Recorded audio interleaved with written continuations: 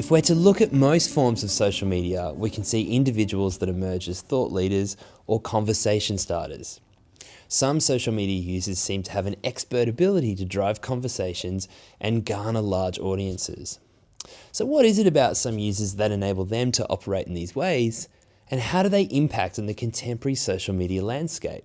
The social media content production environment is conducive to the emergence of the new taste agents, especially those who operate as both taste and market agents across social media spaces. Borrowing from the French sociologist Pierre Bourdieu, these specific social media agents demonstrate characteristics similar to those he assigns to the cultural intermediary. I have zero makeup on, and that is because I wanted to do my makeup on camera with you so you could see what I was doing. I haven't done an everyday makeup look. I'm not going to say tutorial because, as we all know, all I do is put my makeup on and ramble away to camera. And you guys really like these videos, so I wanted to do another one. I'm really enjoying a lot of the makeup that I'm using at the moment, so I really wanted to film this video. So the first thing I'm going to be doing is popping on my foundation. Bourdieu defines this group of cultural workers as those concerned with the production of symbolic goods and services. He especially highlights the middle-brow role of the cultural intermediary, in that they're skilled as high and low cultural translators. Sup, you beautiful bastards? Hope you're having a fantastic Tuesday. Welcome back to the Philip DeFranco Show, and let's just jump into it. And the first thing I want to talk about today was one of the most requested stories from the past few days, and that is the Monroe Bergdorf story. Monroe, who is a transgender model and activist, had recently signed on to be part of a diversity campaign with L'Oreal. But soon after this, he makes the distinction of the producers of cultural programs on television or radio, or the critics of quality newspapers and magazines, and all writer journalists and journalist writers as one of the most prolific representations of cultural intermediaries. Bourdieu further notes that the new petite bourgeoisie comes into its own in all the occupations involving presentation and representation, so sales, marketing, advertising, PR, fashion, decoration, and so forth. Keith Negus builds on Bourdieu's theory by aligning an individual cultural intermediary's relationship with the cultural and symbolic goods market.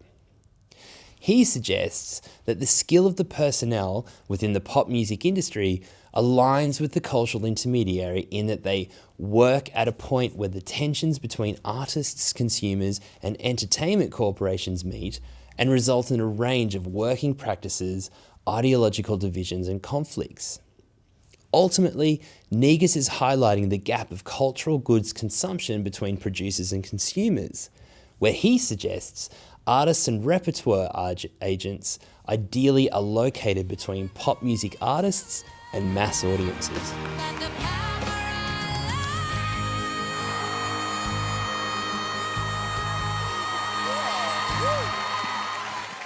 I really want to work with a big voice like yours. I don't have any big voices like yours on my team. I think there's so many cool, interesting things we could do with it that are outside of what you would normally do. Because you just slayed a song that's really hard to sing. The concept of cultural intermediaries has gathered much attention in recent years, with many scholars turning their attention to examine these actors in a variety of fields and industries. Much of the previous literature has defined the concept of cultural intermediaries as self-interested entrepreneurs seeking to maximize economic value. This is, for the most part, true of the current form of those intermediaries operating successfully within the creative and media industries, with special acknowledgement to digital influencers on YouTube and Instagram as potential cool hunters.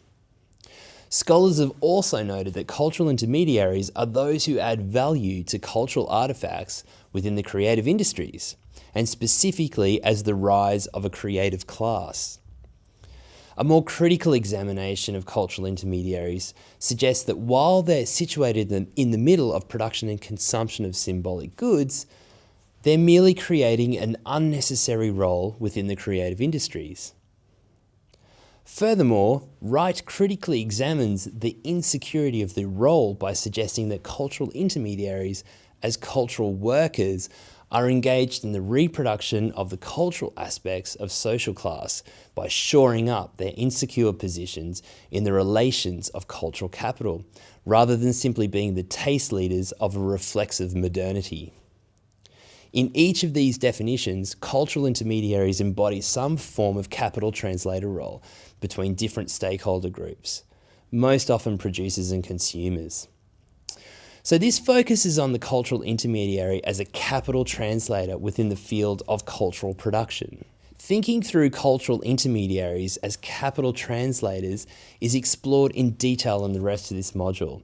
But for now, I'd like you to think about these concepts of cultural intermediaries across your social media spaces. Can you recognise users that take on this translator role? If so, what are the sorts of languages, activities, and content production methodologies they engage in?